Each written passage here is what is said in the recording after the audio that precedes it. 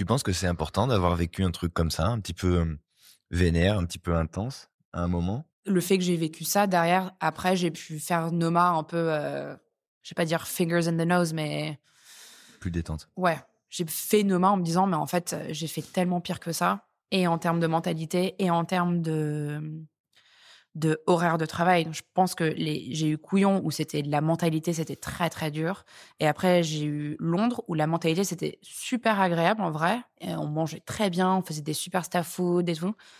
Mais le rythme, C'était fou. c'était lunaire, quoi. Ouais. Et après Noah? Et après, entre-temps, il y a eu beaucoup, beaucoup de voyages. À chaque fois, j'ai fait vraiment des pauses de genre 6 mois Ouais. où je me disais: «Bon, bah, je dois arrêter la cuisine, j'en peux plus». À Ah chaque fois, je ouais. le remettais en question complètement et au bout de 6 mois de pause, je me disais: «Mais en fait, évidemment que je vais aller poster dans un truc comme ça, évidemment». Enfin, moi, ça me Tu rechutes. C'est la rechute. parce que ça match avec ma personnalité. Je pense pas que c'est important que tout le monde fasse des trucs comme ça, mais moi, ça match vraiment avec ma personnalité.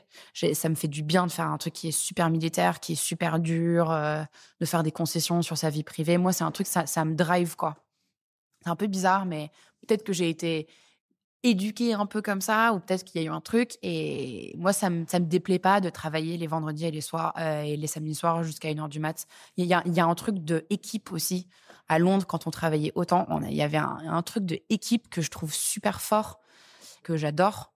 Peut-être que, j'ai été, bah, du coup, tout de suite un peu moins proche, bah, de mes potes parce que du coup, je les voyais beaucoup, beaucoup moins. Donc je me suis un peu écartée de ma famille, de mes potes, de toute mon enfance et tout parce que, bah, tu travailles 2 ans dans un truc comme ça à Londres, bah, en fait, tu vois personne d'autre, quoi. Ouais, tu es dans un tunnel, ouais. Ouais, au bout de 2 ans à Londres, j'ai quitté Londres, j'avais pas d'autres potes que les gens du resto et quand tu quittes le resto, tu quittes aussi tes potes Ouais, parce que ouais. forcément tu quittes le navire donc de toute manière, tu pourras pas les voir parce qu'ils travaillent tout le temps. Donc en fait, tu es très seul à chaque fois que tu quittes ton taf, mais moi, j'ai adoré cette espèce de cohésion, de on est tous ensemble, on fait tous ensemble. C'est lunaire, mais je trouvais ça dingue d'en faire partie, d'arriver à rentrer dans le truc. Et à un moment, évidemment, t'y prends goût, quoi. Ouais, je comprends. C'est comme Noma. C'est un peu ce qui s'est passé à Noma aussi. Bref. Et donc, après Londres, pareil, je pars voyager, mais je fais quand même 1 an et demi en Amérique du Sud où je travaille sur des fermes, beaucoup. Donc, je fais beaucoup de volontariat sur beaucoup de fermes. Donc là, je vis vraiment en sac à dos avec 300 € dans mon compte en banque pendant 1 an et demi. Là, c'était très, très roots. C'était trop bien. Ça m'a fait une vraie pause. Et après, j'étais avec un mec à l'époque qui voulait absolument aller à Copenhague. Et à l'époque, c'était le début que le fait que Copenhague, ce soit vraiment le hub de la gastronomie, je sais pas quoi. Et j'avais justement pas envie d'y aller parce que je me disais, mais en fait, tout le monde fait ça. C'est tellement connu, c'est pas ringard évidemment, mais c'est ce que tout le monde fait. Donc un peu la flamme de faire ce que tout le monde fait. Et lui avait très, très envie d'y aller et moi, j'avais très envie de rester avec lui. Donc je postule à Noma en me disant: «Bah, je serai jamais prise, mais c'est pas grave» et en fait, ils me prennent en stage. Je me dis: «Ah putain, merde». Merde, mais vraiment, je pensais pas l'avoir et là, je me dis: «Merde, OK, il faut que j'aille en stage à Noma, j'ai pas de fric, c'est non payé pendant 3 mois. Ouais, Il me ouais. faut quoi? Il me faut au Donc moins tu vas être 10. au milieu de je sais pas combien de stagiaires. Ouais, c'est ça. Mmh. Il me faut au moins 10 000 € quoi, parce qu'en fait, c'est hors de prix Copenhague, Je retourne à Londres pendant 3 mois. Je me fais que des espèces de chefs privés, des trucs comme ça. Je mets plein d'argent. Je crois que c'était pendant 2 mois. Je dormais sur le canapé de ma sœur pour pouvoir aller faire mon stage à Noma. Donc déjà, c'était une espèce de matrix un peu chelou, où tu as absolument envie de faire ça. Et en fait, là, tu arrives et c'est un espèce de condensé entre chez Couillon et chez Merlin. Donc moi, bah, en fait, je sais exactement comment faire, quoi. Enfin, je Ouais, nage dans le truc ouais. depuis, Entre la surexigence et la densité de travail. ouais, c'est ça. Donc moi, j'arrive, en fait, par rapport aux autres, et cetera, en fait, ça se passe super bien. Donc je crois que c'était au bout de 1 mois ou peut-être 2 mois, il y a le chef qui vient me voir. C'était un peu lunaire comme conversation. Parce qu'en fait, quand tu es stagiaire, on te dit pas, tu parles pas du tout au chef. Bah, oui, oui. Tu parles pas du tout aux gens qui sont employés, tu restes dans ton truc, tu lèves à peine la tête, faut vraiment baisser la tête, tu fais ton truc et puis c'est de la répétition d'une toute petite tâche toute la journée. C'est très chiant en vrai. Moi, j'étais un peu en mode pff. Et après c'est super incroyable parce que c'est une grande brigade et on est 60. Moi, j'avais que travaillé dans des endroits où on était 5 ou 6 quoi, donc rien à voir. Mais c'était trop cool. Enfin, moi, j'ai trouvé ça incroyable. J'étais en mode waouh, genre ça, c'est comme si tu décrochais le meilleur taf. Bref, et donc en gros, le chef vient me voir au bout de 1 mois et demi et il me dit on va se promener. C'était à la fin d'un samedi soir, donc pareil, t'avais fait une semaine, enfin, je voyais flou à quel point j'étais fatiguée et qu'on avait mangé il y a genre 6 heures et enfin, t'es à moitié en train de trembler, à quel Ouais. point c'est physiquement intense, quoi. Et il vient me voir à la fin de ce truc. Donc moi, je suis genre en PLS, j'ai besoin de m'asseoir, j'ai besoin de, voilà. Et il me dit, on va se promener et tout. Donc je crois que c'est la première fois qu'il m'adressait la parole. Pas René Redzepi, le chef de cuisine. Ah Donc oui. à l'époque, c'était Ben Ing. Il me fait un tour et il me dit, OK, bon, bah, là, on a un meeting avec tous les gens de l'équipe, enfin, les salariés. Est-ce que tu veux rester, quoi? Moi, évidemment, je comprends pas du tout. Donc, je dis, bah, pourquoi est-ce que je resterai et tout. Il me dit, bah, c'est un vote à main levée. On a tous voté. Tu le prends à la majorité, quoi. On te propose un taf, tu restes. Et mais c'était pas, est-ce que tu veux? Genre, c'était, on te propose un taf, tu restes. Et moi, j'étais en mode, bah oui, chef. Et donc, du coup, je suis restée pour le meeting. Et tout le monde a genre applaudi le fait que j'avais eu le taf parce qu'en fait, c'est très, très dur de prendre un taf Oui. là-bas. Parce que quand t'es stagiaire, t'es censé passer, merci, au revoir, et puis voilà, Ouais. c'est 90% des cas, c'est ça, quoi. Oui, et souvent, les gens qui veulent vraiment un taf, ils refont un stage. C'est ça. Ils refont 3 mois après Ouais, et ouais. tout le monde sait qu'ils veulent le taf, mais le plus tu le demandes, évidemment, comme tout dans la vie, le moins tu l'as. Enfin, Ouais, bref. ouais. Et on m'embauche, quoi. Et donc, je commence. Et ça dure 2 ans et demi. Donc, il y avait plus de vie par rapport aux autres endroits parce que il y avait quand même un peu plus de temps off. C'était, tu courais partout. C'était le truc le plus stressant que j'ai fait de ma vie parce que t'es entouré de gens qui ont... Tout le monde se prend vraiment au sérieux. C'est vraiment une espèce de... Il y a beaucoup de mecs, donc c'est quand tu mets trop de mecs dans la même salle, il y a une espèce de concours un peu de... Ouais, donc c'était un peu... Moi, je sortais d'Amérique latine, j'avais trop le smile, j'avais trop cette espèce de truc de... Je suis zen, je suis chill, j'ai beaucoup appris, etc. Donc, j'ai réussi à mixer un peu les deux en même temps. Et je pense que c'est aussi pour ça qu'on m'a embauchée, parce que je crois que j'émanais un truc super positif par rapport aux gens qui étaient là-bas où Ouais. c'était très dur. Il y a un petit côté force tranquille. Oui, et il y avait... Je pense qu'ils avaient aussi envie de changer l'équipe. Je crois qu'il y avait un truc très dur à Noma. Ils ont mis beaucoup d'efforts dans switcher la chose. Et quand moi, j'y étais, ils ont voulu faire des switches. Donc, Ouais. il y avait vraiment des... Petite charnière pour changer un peu d'ambiance, de mood au sein des brigades, quoi. Ouais, après, c'était un peu chelou parce que du coup, il y avait une psychologue que tu avais un meeting avec elle une fois par semaine, sauf que c'était la mère de la femme de René Redzepi. Donc, c'était pas non plus... Oui. C'était pas du tout quelqu'un à qui tu pouvais vraiment te confier parce que forcément, en fait, ça a remonté dans les oreilles de tout le monde. Ouais. Donc moi, j'ai appris ça bien plus tard. Donc moi, je me confiais vraiment parce que je suis un peu incrédule et que je comprends rien. Et j'ai appris bien plus tard qu'en fait, c'était la mère de la femme de, donc la belle-mère de René, quoi.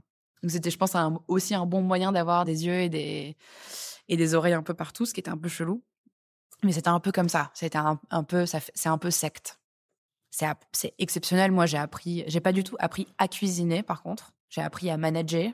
J'ai appris comment ne pas manager, beaucoup, parce que j'ai vu des choses qui étaient vraiment pas OK. Et il y a eu des grands moments d'injustice que j'ai trouvé très difficiles à accepter. C'est beaucoup de répétitions. Ils changent les menus tous les 4 mois. Donc, en fait, c'est pas saisonnier. C'est beaucoup la même chose. T'apprends un plat et après, tu fais la même chose pendant 4 mois, tous les jours.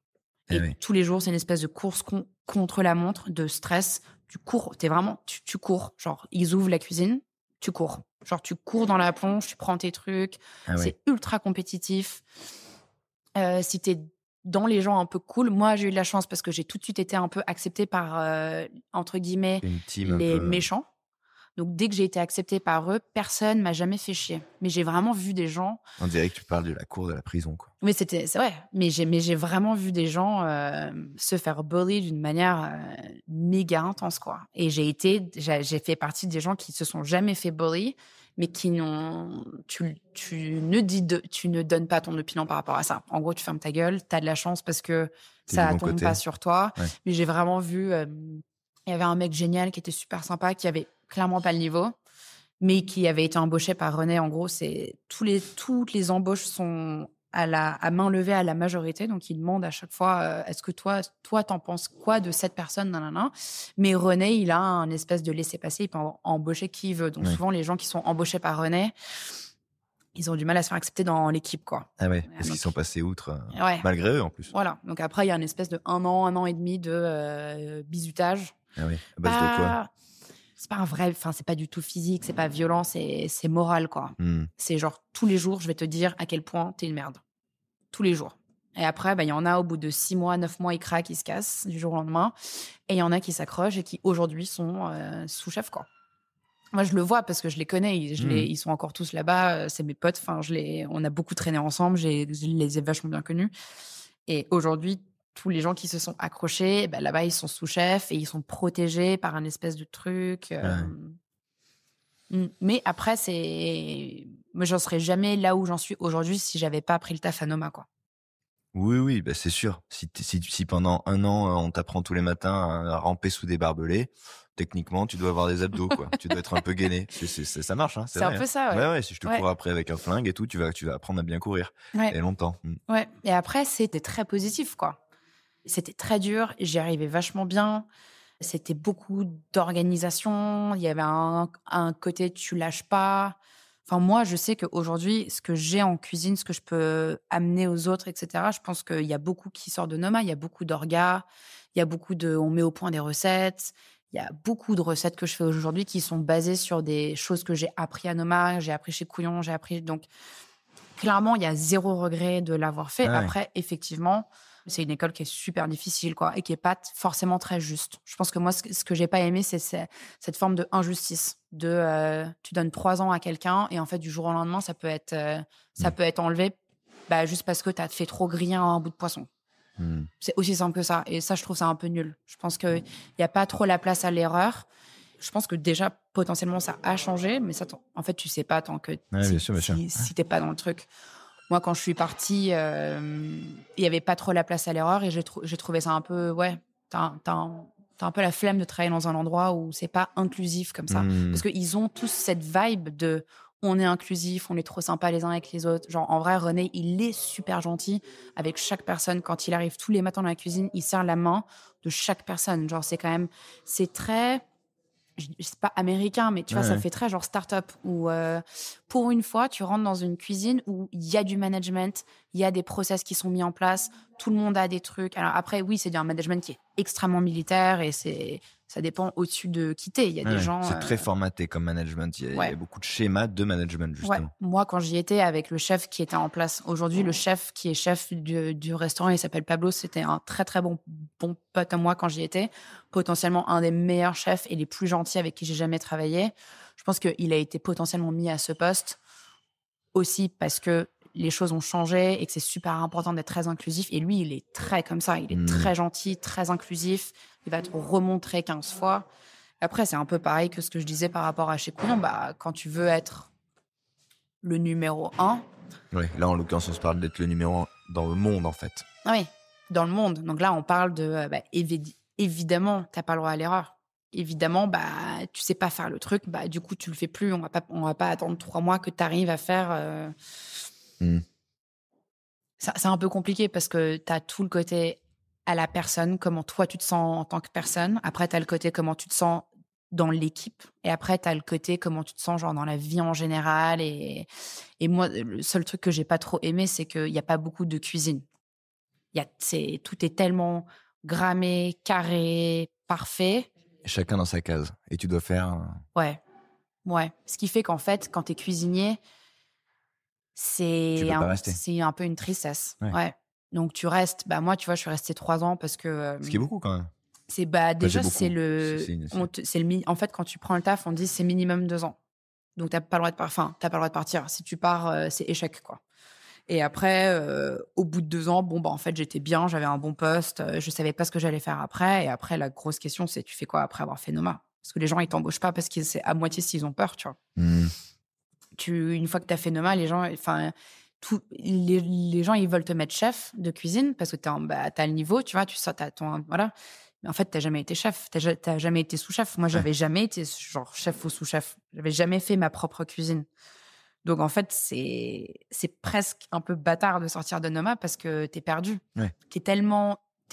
On te parle tellement comme si tu étais juste un chef de, enfin, tu vois, tu es un peu rien, tu sais rien faire, on passe ton temps à te dire genre mais nanana nanana et après tu sors et tu es censé avoir toute cette confiance en toi pour aller gérer bah en fait, tu l'as pas du Mmh. tout. Genre Ouais, ouais. genre limite tu sors de Noma, moi je me sentais moins confiante que quand je suis sortie de chez Couillon 6 ans avant, tu vois? Mmh. Donc chelou en vrai. Comment tu vas l'opérer, justement, cette sortie de la secte et comment tu vas commencer à écrire, En fait, j'en avais marre. C'était le deuxième Covid, donc il n'y a pas vraiment eu de Covid au Danemark. On est resté ouvert et on a fait plein de trucs. Et en fait, quand ils allaient réouvrir, je me suis dit, oula, mais en fait, ça va être encore le même menu, les mêmes choses. J'en ai l'impression de faire du surplace, quoi.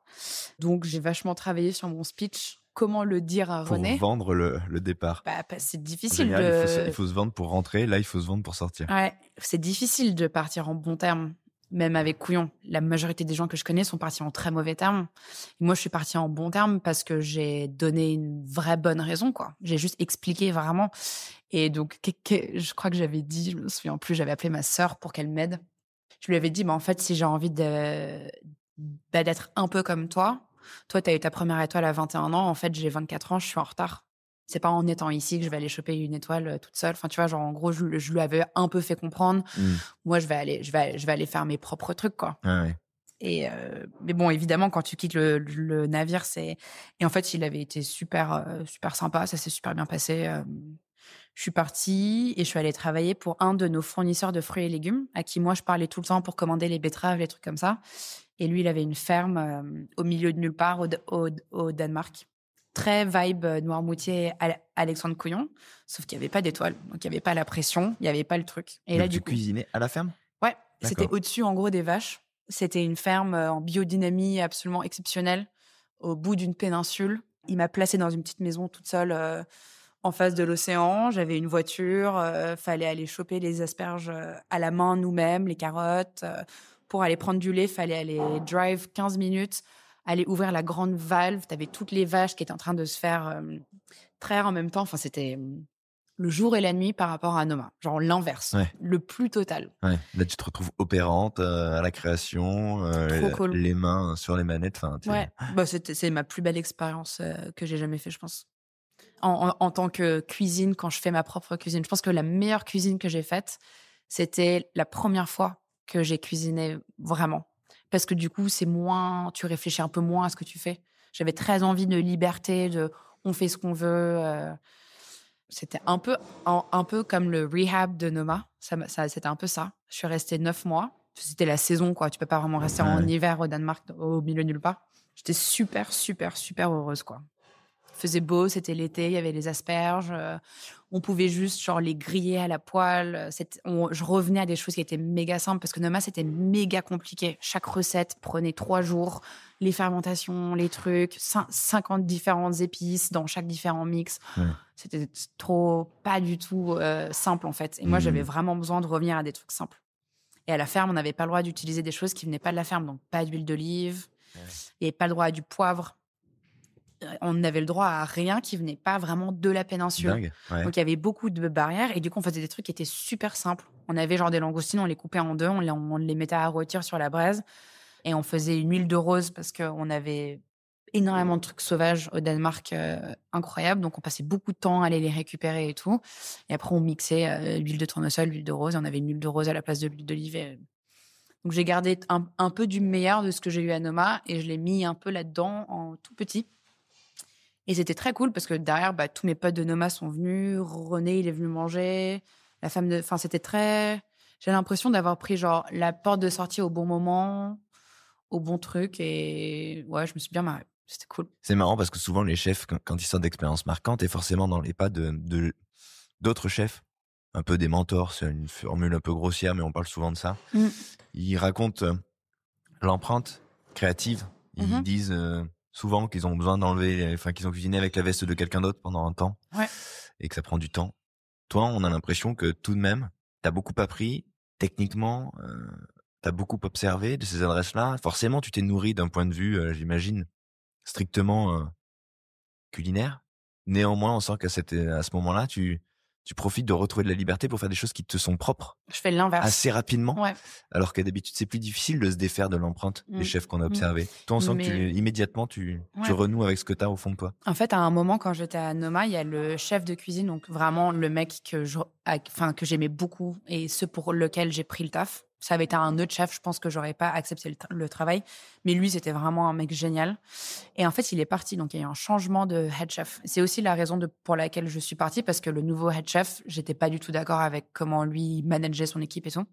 Et du coup, je lui ai demandé un interview de départ, chose qu'on fait beaucoup dans les grandes boîtes, on fait jamais dans la cuisine, très mauvais management très souvent. Et du coup, je lui ai dit, en fait, tu pars, est-ce qu'on peut se poser une demi-heure? Moi, je veux du feedback, ça fait 2 ans que je travaille, enfin, que je suis sous ta direction et tout. Et il m'avait dit un truc super intéressant que j'ai eu vraiment du mal à accepter au début. Et après, je me suis dit, c'est potentiellement un des trucs les plus intéressants que quelqu'un m'a jamais dit en feedback. Donc, c'était super cool parce que je suis arrivée donc très tôt un matin en cuisine. Il a vachement pris le temps. Et en fait, il m'avait demandé, tu vas vouloir parler de quoi en amont? Donc, moi, je lui avais dit, bah, de ça, de ça, de ça. Et il avait imprimé tout un truc Word. Il l'avait tapé, il l'avait préparé. Il avait vachement préparé. Enfin, il l'avait vraiment pris au sérieux, ce que j'ai trouvé vachement significatif, quoi. Souvent, quand on fait un feedback en cuisine, c'est à la volée, Ouais. dehors, ça dure 30 Ouais, secondes, le temps d'une merci clope et beaucoup. ouais. Ouais, voilà, ce qui est un peu nul. Ça, je Ouais. pense que ça mérite d'être mieux fait, surtout quand on se donne comme ça pour des gens. En gros, bon, il m'avait raconté plein de trucs, mais à la fin, en gros, il m'avait dit c'est assez clair que you don't belong here. C'est ce qu'il m'avait dit. Et je lui ai dit, bah, ok, mais du coup, tu me conseilles quand même de rester. Il m'a dit, oui, mais tu peux aussi apprendre comment t'as pas envie de cuisiner et qui tu n'as pas envie d'être. Et il m'a dit, c'est pas parce que tu matches pas exactement avec cette équipe et avec cette cuisine Ouais, que qu'il faut tu peux pas en tirer ouais. genre des grandes leçons. Et moi, j'étais un peu en mode, mais en fait, je vais pas rester encore 2 ans dans un endroit à trimer comme ça pour apprendre ce que j'ai pas envie de faire. Et en fait, si. Parce qu'en fait, tu peux avoir des exemples. Tu vois, tu peux vraiment apprendre à faire une sauce avec 1000 différents ingrédients dedans et te dire, bah, en fait, là, ils ont mis du chocolat. Et ça, tu vois, typiquement hier, non, la semaine dernière en cuisine, on a fait une sauce et on a mis un tout petit peu de chocolat à l'intérieur. Donc, tu peux apprendre des toutes petites choses. Mais j'ai vraiment appris ce que j'avais pas envie de faire. C'est un peu bizarre Ouais, mais c'est comme intéressant. conseil, mais j'ai trouvé ça super intéressant, ouais. Tu te sers, en fait. Tu te sers, tu vois? Tu prends Ouais. pas, mais tu restes et tu te dis pas: «En fait, ma vie, ça va être ça. Je vais pas être obligé de calquer, je vais pas être obligé de reproduire. Là, ça me correspond peut-être pas, mais Mmh. voilà». Mais même comme ces trucs de genre s'asseoir une semaine avec un psychologue à Noma, bon, même si elle était pas vraiment psy, mais moi, en fait, moi, ça me faisait beaucoup de bien quand j'étais stagiaire, même après, de me dire, 1 fois par semaine, je vais me poser avec quelqu'un, même si c'est quelqu'un à qui tu peux pas tout dire, juste à faire un espèce de bilan de ta Ouais. semaine, comment ça s'est passé, ce qui te saoule, ce qui te saoule pas, ce que tu peux truc. C'est trop cool, quoi. Moi, aujourd'hui, je le mets et je trouve que j'essaye quand même vachement ici, en tout cas au resto, on peut tout le temps s'asseoir. Moi, j'ai un cuisinier il y a 2 mois qui avait fait vraiment une mauvaise semaine en service. Il m'avait dit genre, «Je sais pas, est-ce que tu as le temps? Est-ce qu'on peut s'asseoir?» Je lui ai dit: «Mais en fait, on a toujours le temps. Genre, si on doit ouvrir une demi-heure plus tard le dîner, de ce soir, genre juste parce qu'on a besoin de s'asseoir pendant une demi-heure, on fait ça en priorité, c'est super important». Ah oui, Ouais, c'est rare.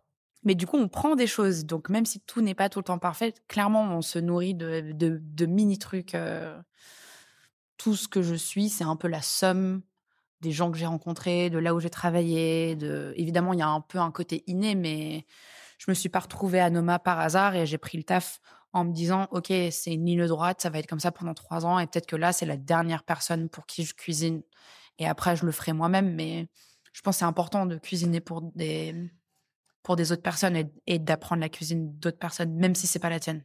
Comment tu as, opéré, après ton retour en France, justement, le fait d'aller vers toi et vers ta cuisine? Ça s'est écrit comment? Il y a eu plusieurs étapes? J'étais super perdue, je savais pas quoi faire. C'était très compliqué en vrai et c'est un pote à moi qui m'a dit: «Vas-y, je vais t'aider, il y a plein de gens qui font des résidences», et moi j'étais en mode: «Mais en fait, je suis pas connue du tout. Je suis pas non plus je sors pas de Noma, genre je suis une grande sous-chef, je sais tout faire».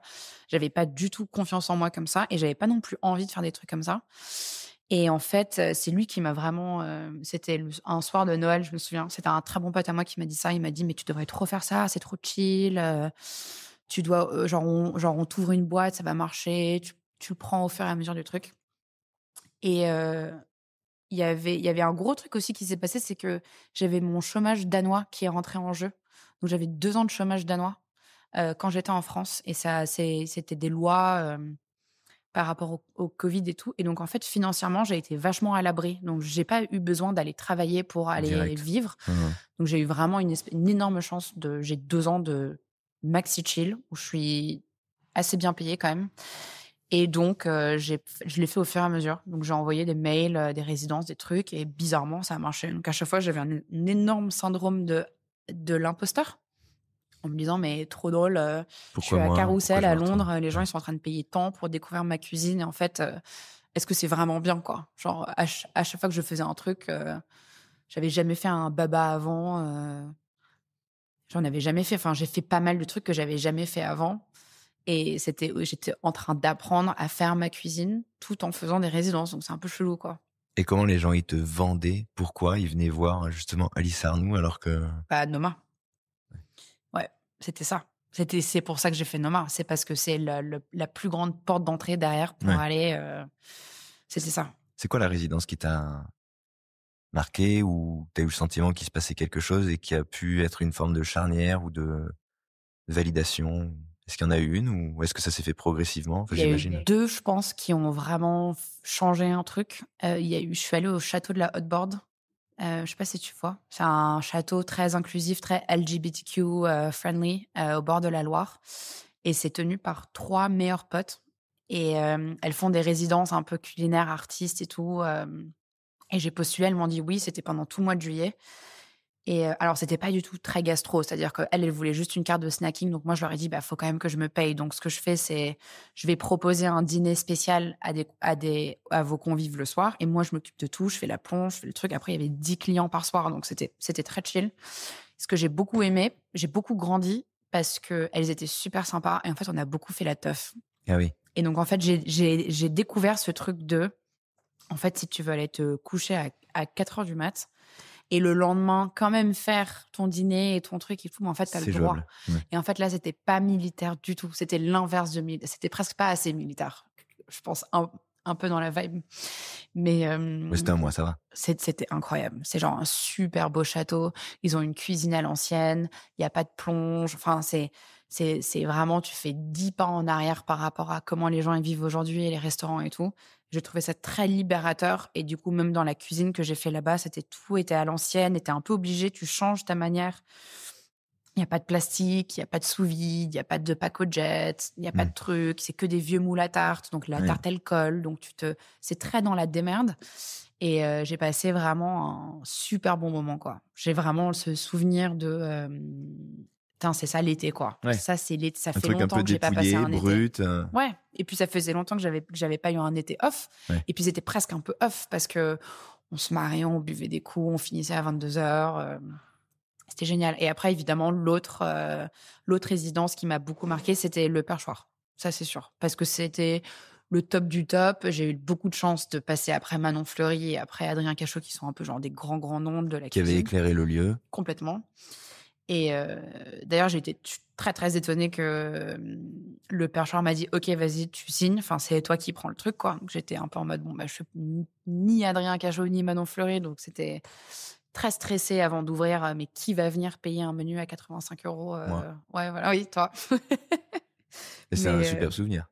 c'était génial. C'était créativement parlant, c'était trop cool. J'étais vachement bien entourée. Il y avait Candice et Margot en cuisine et on n'a jamais autant poussé des menus dans le truc, dans l'idée de base avec tous ces différents plateaux. C'était super, super créatif. C'était très, très beau, hein. Ouais, moi, j'ai adoré faire ça. Je trouvais ça trop cool et après, je me suis dit: «Bon, OK, là, c'est potentiellement la dernière fois où je fais de la cuisine très gastro». Parce que tu es dans un moule, tu es Mmh. obligé de faire ça. Donc, Mmh. dès que tu lances un concept comme ça, c'était obligé d'être concept parce que c'est un endroit qui est très concept. Donc, il fallait que ce soit avant, c'était céréales, avant, c'était Abba. Donc, c'est pour ça, moi, j'ai vendu le concept. Alors que j'aime pas forcément les fruits de mer, Ouais, ouais. mais j'ai fait beaucoup de fruits de mer et chez Couillon et à Noma parce que j'étais un peu genre maître fruits de mer à Noma. Du coup, bah, c'est le truc que je sais le mieux faire. Donc là, je me suis dit, OK, au lieu de inventer des nouvelles choses, pour une fois, je vais faire les choses que je sais bien comment faire parce que c'est très attendu et il y a moyen que ce soit un tremplin, il y a moyen que potentiellement ça en débouche sur un truc encore plus grand. Donc on va faire des choses que je sais faire. J'ai été super bien entourée par des gens qui savaient vraiment, vraiment bien comment bosser. J'ai eu beaucoup de chance. C'était très fun, mais c'était pas libérateur. Je me suis sentie un peu bloquée. Au bout de 6 mois, je me souviens avoir quitté le perchoir et genre je me suis dit: «Jamais j'ouvrirai un restaurant à Paris». Ah ouais. Parce que tu es bloqué, parce qu'en fait, c'est une espèce de machine et la machine doit tout le temps rouler et en fait, tu peux pas partir en vacances. Enfin, tu peux pas. C'est l'anniversaire de ta mère, c'est un samedi, tu peux pas y aller parce qu'en fait, t'es obligé d'être là, t'es obligé de faire entrer du chiffre, t'as des employés. Tu peux pas ne pas être une figure. Mais tu vois, typiquement au perchoir, j'avais ce souvenir de Merlin quand j'étais à Londres, qui sortait avec nous et qui faisait vraiment la teuf et qui buvait beaucoup et très Londres, quoi. Les gens, en vrai, ils se mettent minables en permanence. C'était un peu choquant pour moi. Et du coup, j'ai commencé à le faire en vrai avec eux, avec l'équipe. Et j'avais ce souvenir de putain, faut jamais faire ça quand t'es chef. Faut jamais faire ça avec ton équipe parce qu'en fait, moi, j'ai vachement perdu dans comment je l'ai vu après. Ouais. Et donc, tu vois, ça même là, le... tu vois, genre même là au perchoir, 8 ans après être allé chez Merlin, j'ai ce souvenir de ça. En fait, tu vas rester boire un coup avec l'équipe, tu vas en boire 3, 4. Et en fait, au moment où potentiellement ça dégénère, ou genre ça sort en boîte, ou ça fait ci, ça fait ça, tu pars. Parce que c'est super important que la personne qui est en haut reste une espèce de figure. C'est très personnel. C'est juste que moi, il y a eu des choses qui se sont un peu brisées dans comment je voyais les gens. Quand tu les vois en train de faire des conneries, tu te dis, bon, le lendemain, il vient, il t'embrouille parce que tu as mal désarrêté un filet. Tu le regardes un peu en mode, bon, on était tous les deux hier jusqu'à 5h du mat en boîte. Tu vois. Il y a quand même un fail dans cette histoire. C'est que tu as fini quand même par l'ouvrir, ce restaurant. Ouais. Après t'être dit donc au perchoir, en fait c'est pas possible parce que bon on y est quoi. Et c'est là où on enregistre aujourd'hui. Oui, exactement. Café de l'usine.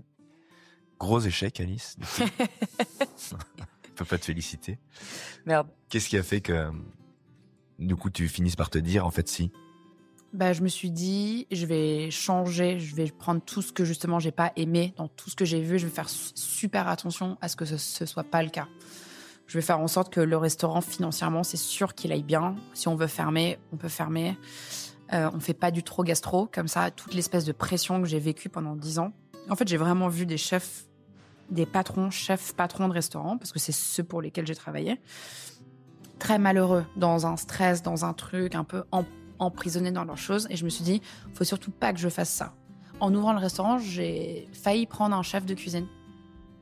En mode, en fait, moi, j'ai pas forcément envie d'être chef. J'ai juste envie d'ouvrir. En fait, j'ai trouvé un super lieu, j'ai eu beaucoup de chance, qui est dans l'usine Spring Court.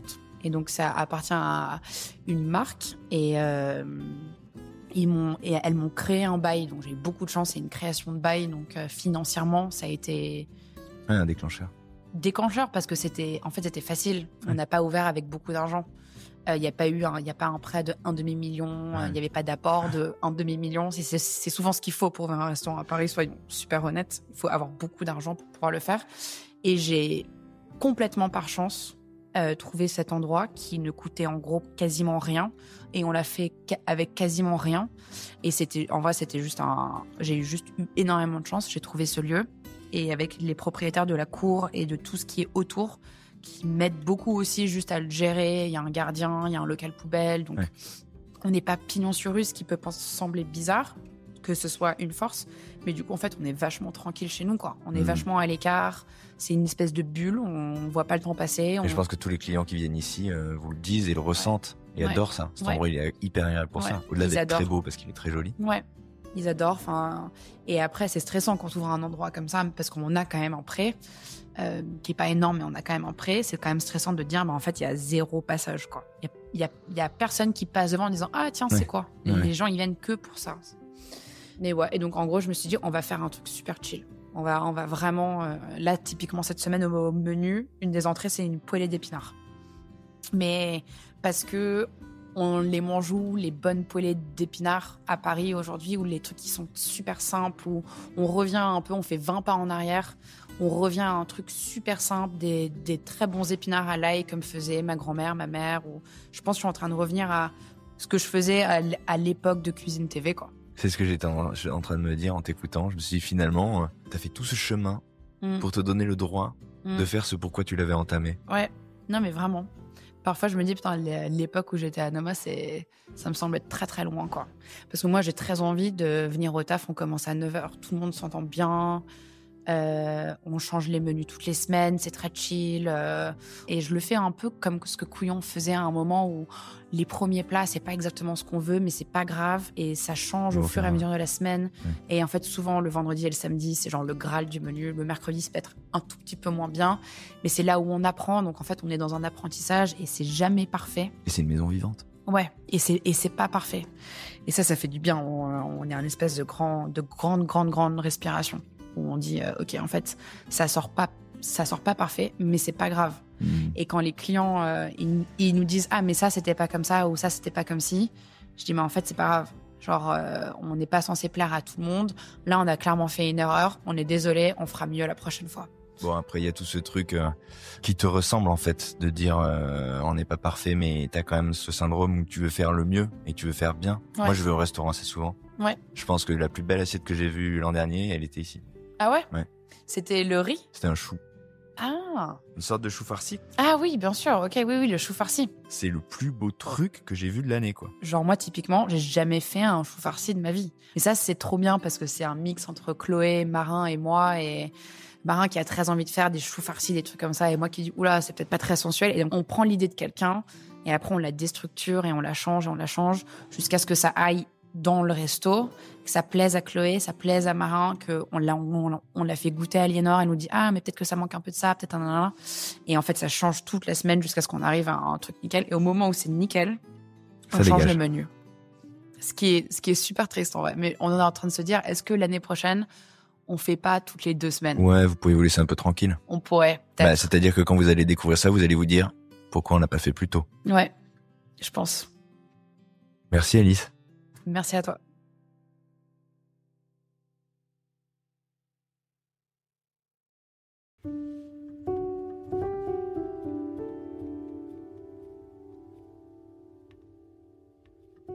Aujourd'hui donc, au fond d'une jolie impasse, le passage Pivert, il y a, entre les murs d'une ancienne usine aux murs blanchis, un mobilier tout simple posé sur une dalle de béton. Et cette cuisine franche et sincère, cette carte qui va droit, qui pense à donner parfois ce qu'on aurait oublié, une poêlée d'épinards, un joli chou, écoutez, une truite et un navet, des petits pois, une huile de rose et une crème crue, une sèche, un fenouil et des olives, du veau, des asperges juste glacées et une moutarde fermentée. 3 éléments, cuisinés simplement comme de bons haricots à l'ail que lui faisait sa mère un mercredi soir parce qu'il n'y a pas de raison et parce que simple, c'est bon. Je vous ai dit que j'étais heureux de partager cet épisode car cette cuisine me parle, car ce que fait Alice fait sens, parce que lorsque je l'ai découverte, j'ai su que ses assiettes étaient alignées, avec son histoire, son esprit, son geste et celui que j'étais à table. Les années plus tard, ça marche encore et je retrouve sa cuisine comme on retrouve la synthèse d'un long chemin en soi qui nous ramène aux seuls propos qui tiennent, à l'intention première qui l'a guidée depuis le premier jour vers la cuisine et qu'elle n'a pas lâché, qu'elle a rempli de tout ce qu'elle a vu et appris parce que ce qu'on a entendu ici, c'est la construction d'une cuisinière qui ne s'est pas départie de sa conscience, de sa nature et de son envie, et ce, quelle que soit la brigade, les étoiles, le nom du chef. C'est l'histoire d'une jeune femme qui, au fond d'elle, sait depuis toujours finalement ce qu'elle veut et comment. C'est l'histoire d'une chef qui est parvenue à installer son propos sans rien bousculer, qui est arrivée à trouver son geste sans réinventer. C'est l'histoire d'une création humble et quotidienne, amusée, un peu espiègle et toujours portée par l'idée de faire le mieux. Si vous aimez la cuisine, si vous aimez ce qu'est le restaurant, il faut venir ici, au café de l'usine, il faut croiser le chemin de cette chef. Merci Alice Arnoux et à très vite dans tous les cas, ici ou ailleurs. Merci chers auditeurs, auditrices, d'avoir écouté cet épisode jusqu'au bout, cette histoire qui moi m'a surpris par l'intelligence du parcours et du propos. En intro, je vous disais qu'à l'origine dans ce podcast, je cherchais à découvrir une face moins éclairée des grands noms de la gastronomie et au fil du temps, je découvre avec joie que la valeur n'attend pas en effet le nombre des années et que les grands noms, on peut aussi les révéler, il en est encore et en voici la preuve vibrante et réjouissante. On se donne rendez-vous très vite pour un nouvel épisode. N'oubliez pas de noter ce podcast sur votre plateforme, de le partager pour faire connaître ce travail et surtout celui de celles et ceux qui me font le cadeau de venir devant ce micro. Prenez soin de vous, cuisinez, faites le marché, on a envie d'asperges, de fèves, de petits pois, allez au café de l'usine, saluez la chef et sa formidable équipe et parlez à votre voisin à la table d'à côté de votre podcast préféré. Salut!